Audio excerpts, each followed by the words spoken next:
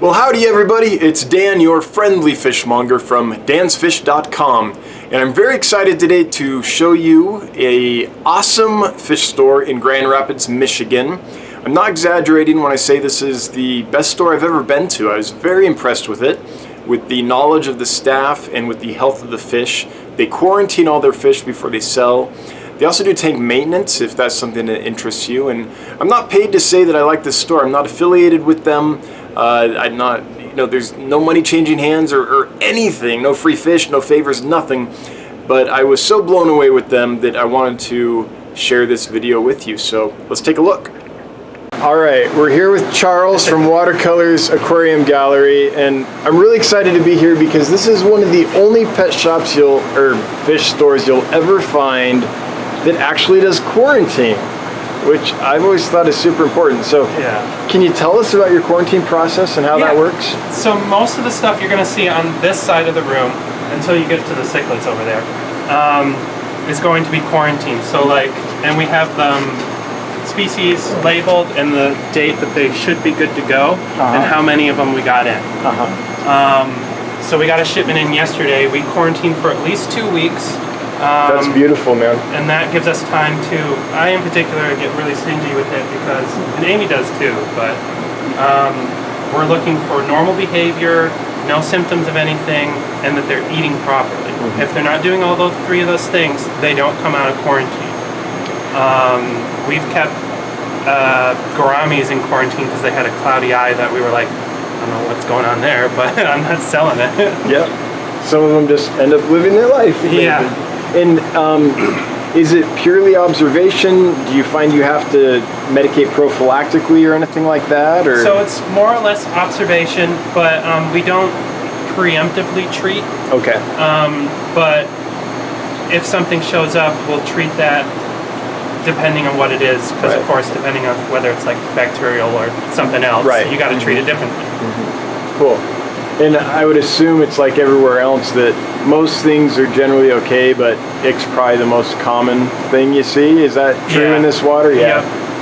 Luckily that's easy to treat. Yeah. But cool, I'm so impressed that you do that, because I think that one of the big problems we have in this hobby is we take fish that have been freshly transshipped or freshly bought from a wholesaler from which they were transshipped, and they've been through all the stress of shipping, and then we just give them to someone who is maybe new and just has an aquarium and doesn't know how to take care of them, and they don't do well. So our big philosophy here is everyone that works here is a hobbyist. Depending on who you're talking to, we range from someone like Ben, the guy who owns the store, who probably has close to 30 years of experience keeping fish, or we have newer people that have a couple years on them, but we're all hobbyists. So our philosophy is we're here to produce hobbyists, not make a sale. Yep, good. So it's a long-term thing. I think that's awesome. So as a killifish guy, Nothobranchius forshii. It's pretty cool. They always remind me a little bit of gunthry, but with that red tail. But check those nothos out, everybody. I'm giving a talk on killifish tonight, so it's cool to see those. Those are awesome. And you're a wild betta guy. Yes, I am. So why don't you show us? I saw these. The Persephones. I'm about to knock over your CO2. Yep. So these are betta Persephone, which are amazing little guys in the Cochina complex with like brown orem and stuff. And you said these are full grown, an inch? These are full grown. Maybe inch and a quarter? Yeah. The male, there are 2 males and a female in there right now. One of the males has been cycling through showing his spawning colors, so they're not only full size, they're mature fish. Trying to show them to you guys, but you know how fish are. There we go. There he is with that dorsal fin, so pretty. Cool. And then I saw some betta phallics. Yep, some betta falks. Oh, it's falks? Okay. Yep. See, most names I've read and never heard on a lot of these rare fish. They haven't eaten yet. Cool. I'll come out if I put in some food. But let's see if I can coax them out. See what's in this tank. Pistogramma hongsley, betta falks, and some Autocinclus. A couple of autos. Now, the Hun's eyes are usually the first guys You know, move on something, but as soon as you put cameras on fish, they don't like to react. Yeah, it's they're not- wild animals. it's not you, it's me here screwing stuff up with my camera. But the male's holding, which is super cool. I know, I'm so excited for him. I'm actually thinking of moving him down here because this tank's empty right now. Oh, yeah. So he doesn't get disturbed. Yeah, these remind me a lot of Betta NSA, but just smaller size, which is good for most people. We do actually have some Enostes upstairs. Oh, you do? Yeah.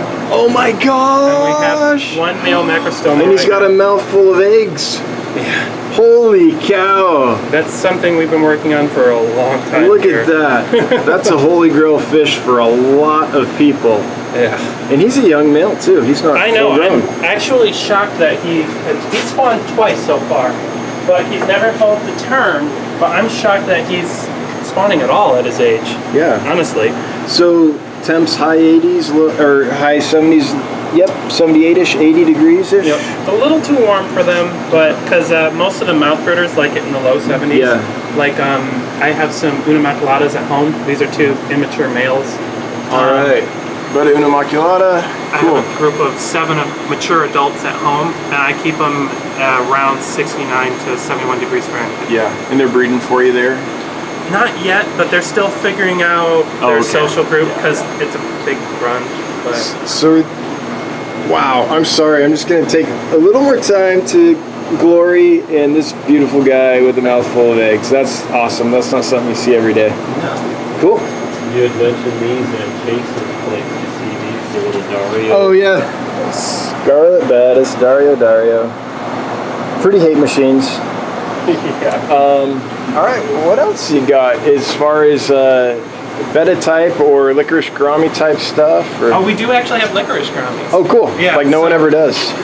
So down here we got in just yesterday. Oh, we got Betta in some embellus. Betta embellus. Yes. I see at least 2 males, and the rest are probably females. Yeah, although I got a group in a couple weeks ago, and the longer I wait, the more males start, Yeah. I think, start coloring up. It's hard to tell. How do you do it by color or fin shape or both? A little bit of both, but sometimes it's just really obvious that it's a female because of the depositor. Oh yeah, if you see the white tube. Yep. The hardest ones for me so far have been the Unimaculata's. That's why I took home 7. These guys. Hard to sex. But when the males suddenly hit maturity, you'll suddenly know, because the males will suddenly develop like these thick iridescent scales on their cheeks. Yep, bright blue cheeks. Yeah. Yeah. Cool. So the albies and the licorice gouramis are going to be down over in the live bearer rack. Okay, cool. Let's go look at those. Oh man, they have limias. All right, all you live bearer nerds. Limia vittata. Just went behind the sponge filter because I put a camera on it, but check it out. Super sweet live bearers. You got the Limia tridens and You do have that micro. Yeah, check them out. RA. All right, M. How 9 Fish Tank Barn. This is for you. Limia tridens. That's awesome. Basilia picta up here. More RA. Okay, this is Micropasilia parare? You have to ask him. I'm terrible with live Pare? I don't know. And then what was in this one? the picta. Picta. Basilia picta. Oh, there they are. See if I can get these on camera. Basilia picta right there. This is awesome. Not many stores can you walk in and find any wild type live bear, let alone like 4 or 5. Well, we like to get in what we like. Basilia calcana. Basilia calcana, that's what we're going with. Oh, look at the yellow on that guy. That's awesome. All right, but we have... So down here are going to be the licorice gouramis. Cool. These are the Nagii. Yeah. Cool. I can never pronounce the genus name, but if you've ever done the Para project, Paris for menace. Yeah. they have a lot of information on how to care and breed these fish. Right. I've kept them a few times, and from everything I know of them, they're super soft water. Yes. But they basically heavily tannin stained. we actually, that barrel Check right these there, out. we use that, we put RO water in there, and then we throw in some catappa leaves, Right. and that's how we treat water for soft water fish. So look how pretty this guy is, and he's not even really colored up yet. I mean, he's going to be so stunning. That's awesome. This is my favorite species of licorice gouramis. The males are absolutely spectacular when they're in spawning color. And then we do have a pair. Oh wait, let's brag about our plants real quick. Oh yeah. You guys just got back from the Aquatic Gardeners Association meeting in Seattle. Yep. And I know nothing about plants, but for you plant people, I'm gonna make you drool a little bit. Here's what's in here.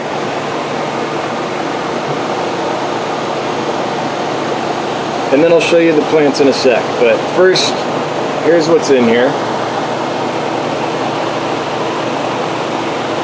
So if you're in the Grand Rapids area, come check this store out. Honestly, it's pretty impressive. It's a step or two above Petco. No. Look at those. Awesome. Anyway, what were you saying? So the LV pair is going to be in here. The female is going to be begging for food up in the front. In here. Oh, I was like, it says nigger penis. Oh, cool. And then the male, he's going to be, you're going to see his head peeking out from underneath the sponge filter. Okay. He's holding right now. That's why. So he's hanging back? Yep. I don't see him, but this is a Beta alba marginata. For those who are wondering, here's the female. The male's holding, so unfortunately we're not going to see him. He's like a chinoides, basically. Yeah, and we do actually have more of them upstairs. We keep them in a display. My favorite fish of all time, for little Panchax gardener eye. All right. What other highlights do you have, like for true fish geeks? Those are all pretty good. So I mean, you've already highlighted me. So I have a project on the saltwater side I've been working on. All right, I know nothing about saltwater, but let's see it. I've been working on breeding fungi. Oh, I do know about that. Right on. The male is holding right now. Oh, good job. So you have rotifers or infusoria, or how do you what do you do after that? So they're born live enough, large enough to take baby brine. But you want to get them on other stuff really quick because they're really prone to the brine shrimp syndrome, where they just kind of like go into shock. So this is the female. The male is of course trying to like not show you his face. Yeah, and I'll get out of his because I don't want to make him. But the nice thing is this is our refugium for the retail system and the stuff you'll see upstairs. So not only can we target food in here, but we got like copepods and stuff living in the macroalgae that. So that's gonna be good for the babies. Yep. Right on. Cool. So. That's amazing. You're breeding saltwater fish. Yeah, we're actually gearing up to eventually try clownfish this summer. Any specific strain? Nothing set in stone at this Little time. Little Nemos for everybody. But cool. That's awesome. Congrats. And on the saltwater side, we quarantine longer. I just feel we need to say we quarantine for at least 30 days. A month quarantine on saltwater. Yep. Is that for inverts too, or is that? What was that? Is that for invertebrates and everything, or is that fish? I don't know saltwater practice at all. I'm honestly asking. I'm not critiquing. No. So mostly just the fish. We do dip our corals, but like we will do stuff like we do have several tables. This is the frag table. So. Oh, cool! You do your own frags? Yeah, we do. We get really excited about it. Thomas in particular, he's the real coral, fun saltwater guy nerd. But we're really excited because we do tank servicing. And so you have stock here. So we have stuff that right now, I'm trying to find it. We do have stuff that's from Indonesia in here that we're growing out because we can't import from Indonesia right now. So you have some Indonesian corals that you're not going to be able to find really other places. So this is cool. This lets you see them a lot better. Yeah. It's a lot of fun.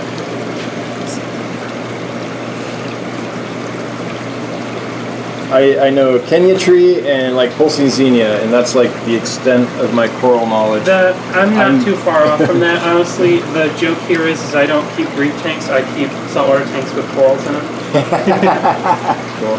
So, alright. Well, any other, on the freshwater side, let's see here. Did we hit the highlights? We hit the highlights that I'm capable of talking on. Okay. You might be more qualified for this. The one family of fish I have never touched are cichlids. You're not a cichlid head. I'm just not. All right. So. Is that a pea bass? No. Okay, never mind. From far away, I saw that profile. I was far away, guys. Forgive me. I was like, is that a pea bass? I'm an idiot. But, so I'm just terrible at talking about cichlids personally. Cool. I have nothing against them. I've just never done it. Like I would love to do a pistograma someday. But I saw those. Was it Hongsley that you guys had for pistos? Those were beautiful. Ben loves pistos. So in the store right now, we probably have like half a dozen species. We have some trifasciatas in quarantine. Do you want to see those? Yeah. They're in with the Bellas. Oh, we missed them. Yeah, that's my bad. So there's... Oh, there we go. There's one, there's... Pistogramma trifasciata in here with these betta and bellas. Very cool. We have a single Agassizi flamenco over there. And then upstairs we have some wild-caught panduros. Uh-huh. Oh, I love panduro. They're so adorable. Yeah, they're cute. And we're always getting cockatoides in because they're so popular. Yeah. But as far as for pistons go. Well, this is the super secret basement quarantine / breeding facility here at Watercolors Aquarium Gallery? Yes. Not Aquatic Gallery, Aquarium Gallery. Yep. So, a lot of this stuff, guys, you're not ever going to find in a local pet store, so no, local and fish it's actually shop. So funny. We also joke that I don't actually work here. You don't see those a lot. all right, so we're being told by Chris Carpenter, everyone, ladies and gentlemen, Chris Carpenter, cichlid expert, the cichlid whisperer. What is that? That is Govio cicla wonderi. Cool. It's a West African rheophilic. Like really the Congo, kind of Yeah. Nigeria, that stuff. So rheophilic, so it likes a lot of flow, Yeah. and it's lost its swim bladder because Yeah, it very lives in heavy weak. flow. Huh? Right. So it's the darter of West Africa. Yeah, pretty much. That's awesome. Cool. So yeah, soft water, I would imagine. Yeah. It's my kind of fish. Attitude on these guys? Extremely aggressive. Really aggressive? Yeah. Con-specific or to everything in the tank? I've had them beat up like betta immaculata adults. So that's why they're basically by themselves right now. Okay. They're in with a single rainbow fish that's fast enough to outrun them. Yeah. Okay, so aggressive little suckers. Do they get along with their own species, or? Yeah, there's actually about 4 or 5 of them here. Oh, okay. That's just the one that Gets out and about? gets out and tries to convince me to feed him again. Oh, that's awesome. Well, Charles, thanks, man. Yeah. That's awesome. Yeah, the secret part of the store. I'm thrilled you showed this to me. Thanks, man. Appreciate it. We recently got access to a new exporter out of the Congo, and so we've started getting our hands on some species of fish we've never seen before. Such as? So we have several species of Congo tetra, well, 2 species of Congo tetra in here, and then these little guys. Oh, Pelvica chromis. Do we know if it's which location or which species these are? I wouldn't know. Amy would. Me neither, unless it's labeled. Yeah. Oh, look at those. Those are awesome. I like the bright gold and the big, bold black patch on the tail. Yeah, they're only just starting to color up, too. Yeah. The blue one, they're technically, I think I remember, they're called like blue Congos, and they're just starting to actually turn like a slightly like violet color. One of the things about the African tetras is a lot of them get kind of bigger. Are these going to be about 4-inch fish or so? Do you know? Probably, yeah. I mean, I don't know, but I know a lot of them get a little bigger. Yeah. That's awesome. Oh, wow, look at that big boy. I know. He's about... Look at that frontosa. So most of the fish in this tank are between 8 and 12 years old. And Yeah. of course, he's clearly on the higher end of Yeah. the scale. Man. I'm not an African cichlid geek, but I can appreciate them. I mentioned while we were downstairs that we have more betta marginatas. We have 2 males and 2 females in So here. this is just a good-looking tank on its own. Look at that. And then So go in. So we have a Pandagara right on the Yeah, glass. those are so cute. I love And them. we have a small group of S-bait, red foros, also tetra, A lot of plants. See our big female. Oh, there's an alba marginata right there. Males are usually hanging out down low. Yeah.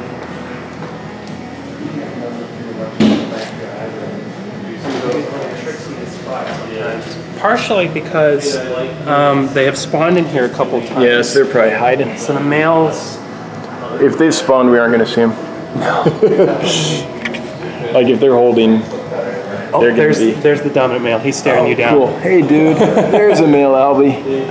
Beta alba marginata.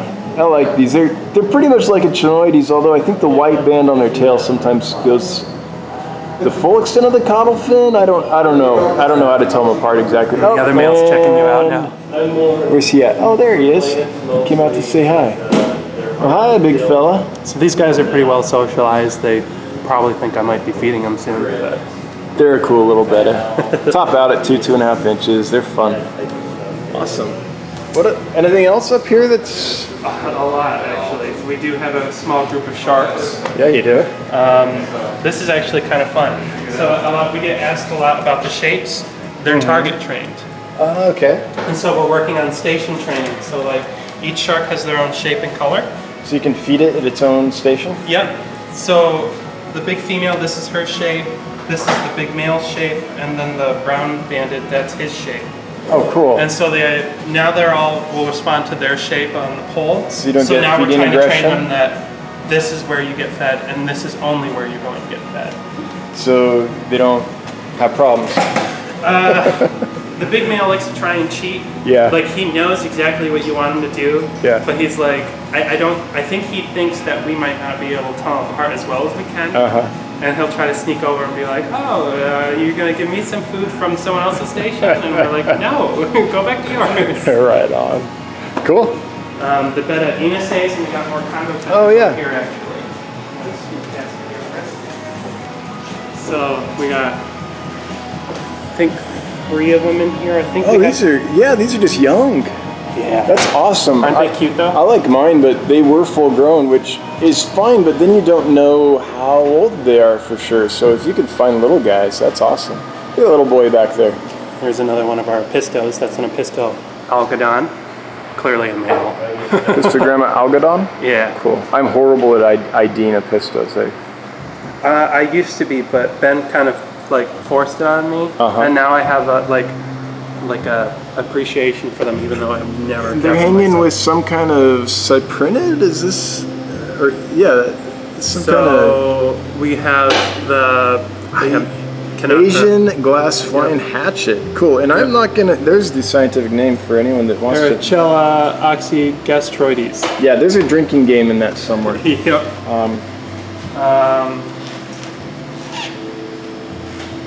Our male cocina's out. Oh, cool. Beta cochina. And then, I wanted to show you the kind of. I knew I had a region come over here.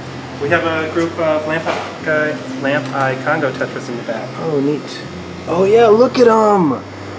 Those are impressive. They're so different than your normal Congo tetra. I know they're. I mean, Congo tetra is such a catch-all name at this point. Yeah. But, look at those. So those bold stripes. And that's a really cool fish. So we got regular Congo tetras up front. Yep. And then back here we have these kind of boldly striped folks. Yeah, they're the Phina. Here's what they are. Gourama orientiscus. Good job. We'll go with that. Try my best. We'll go with that. And for all you Episto geeks, there you go. That's the green spotted Episto. It hasn't been described, so it was listed as Episto collection location, Porto Maldonado. There you go. Butchering names and loving it. Well, thanks for watching, everybody. Hopefully you liked that. My videography on that one was pretty slipshod. I was exhausted by that point, and it was an ad hoc video, so there was a lot of glare and stuff like that. But hopefully the information and just seeing some of those fish was worth it. I hope so. And if you like that, then right after this outro's done, then there's a little bonus footage without much narration or anything just some more close-ups of some of their tanks and some of their fish, so you can get a better look at them if you want. Anyway, hope you like that, and until next time, have a good one. Bye-bye.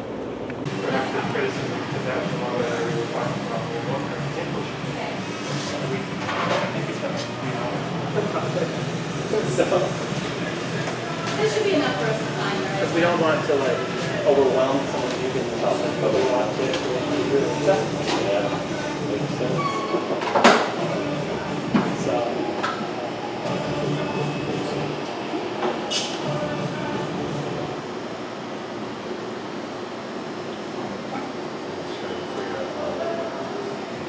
oh, but yeah, just pop it out.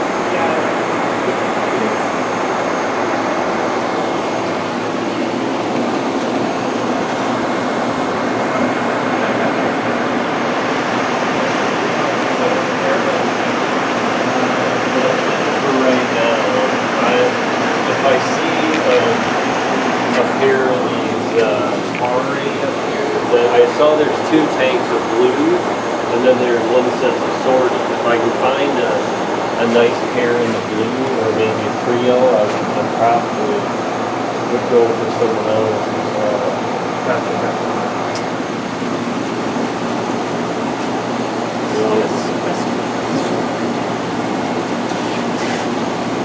Probably on the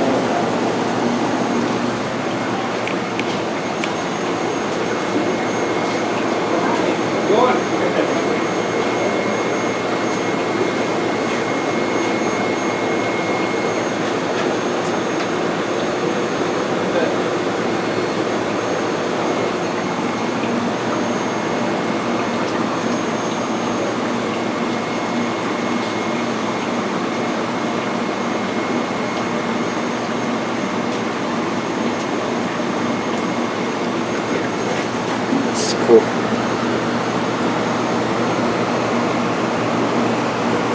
Always something unique here. You're so lucky to have a store like this. Yeah. I totally Can't agree. even tell you. In my town, I've got me and Petco. No. Yeah. It's like killer. There's some other good ones too over on the east side, a couple hours from here, and then there's another really good shop about an hour drive from here, Bruce Pets, which is massive. It has a pond running through the store. Like the koi pond and yeah, stuff. you can cross it on a bridge. Yeah. And they've got a big bus, like that hollowed out inside the front. It's massive. That's pretty cool. And they do a really good job.